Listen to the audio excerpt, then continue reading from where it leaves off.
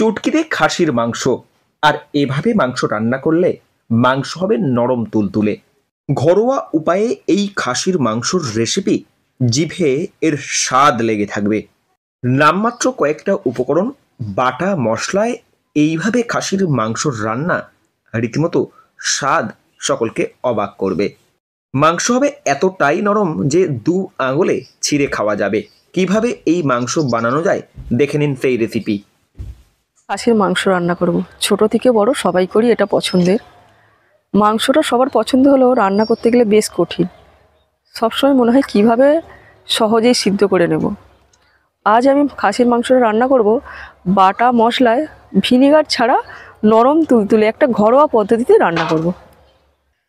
Pressure cooker ছাড়াই নরম তুলতুলে মাংস রান্না করা যায়, ভিনিগারও না দিয়েও করা যায়, একদম ঘরোয়া পদ্ধতিতে।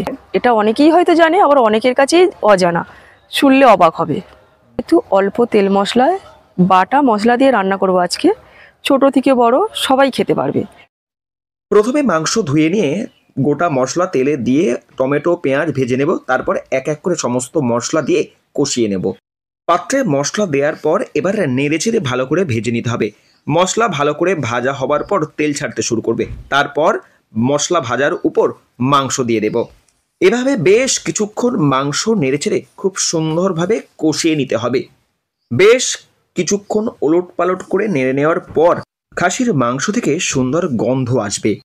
তখনই বুঝতে হবে মাংস কষা প্রায় তৈরি। এবার মাংসের জল ঢালার পালা। প্রথমেই খাসির মাংসটা আমরা ধুয়ে নেব, কিন্তু অনেকেরই ধারণা আছে খাসির মাংস ধুলে হয়তো সিদ্ধ হবে না। আমি কিন্তু এখানে ধুয়েই রান্না করব। এবার পেঁয়াজ, টমেটো, ধনেপাতা, ধনে জিরেকে একসাথে বেটে নিয়েছি, আদা রসুন বাটা, লঙ্কা বাটা, এখানে হলুদটা গুঁড়ো ইউজ করব। প্রথমেই আমি একটু গোটা মশলা দেবো তেলের ওপরে, তেজপাতা, শুকনো লঙ্কার অল্প একটু জিরে দিয়ে ফোড়ন দিয়ে তার উপরে পেঁয়াজ দেবো। পেঁয়াজটা একটু রাঙা হয়ে ভেজে আসলে ওর উপরে তুলে দেবো টমেটো। টমেটোটা একটু নেড়ে ছেড়ে নরম হয়ে গেলে ওতে দেবো একটু রসুন বাটা, এবারে বাটা ধনে জিরে বাটাটা এবং লঙ্কা বাটা, পরে আদাটা আর হলুদ গুঁড়োটা দিয়ে একটু নেড়ে চেড়ে মশলাটা যখন তেল ছেড়ে আসবে তখন আমি ধুয়ে রাখা খাসির মাংসটা ওর ওপরে তুলে দেবো। আমি আদাটা কিন্তু সবটা ওখানে দিয়ে দিইনি, কিছুটা আদা আমি তুলে রেখেছি, শেষে মানে নেমে আসার সময় আমি ওটা একটু তুলে দেবো। আপনারা যদি না প্রেশার কুকারে চান তাহলে ওতেই জল দিয়ে আপনাকে ফোটাতে হবে। ফুটতে দেওয়ার সঙ্গে আমরা যখন জল ঢেলে ফুট এসে যাবে তখন আমরা দেবো পেঁপে। অনেকেই অবাক হবেন না, পেঁপে দিলে খুব সহজে খাসির মাংস সিদ্ধ হয়ে যায়। প্রয়োজন মতো 2-4 খাদি 6 খাদি, মানে একটা বড় পেঁপে 4 ভাগের 1 ভাগ। প্রেসার কুকারে দিলে আমরা প্রয়োজনে যতটা সিটি দেওয়া দরকার ততটা দিতে হয় না, তার আগেই সিদ্ধ হয়ে যায়।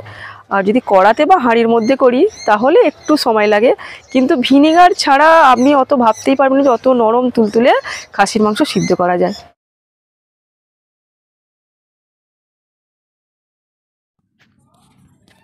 হাওড়া থেকে রাকেশ মাইতির রিপোর্ট, লোকাল 18 বাংলা।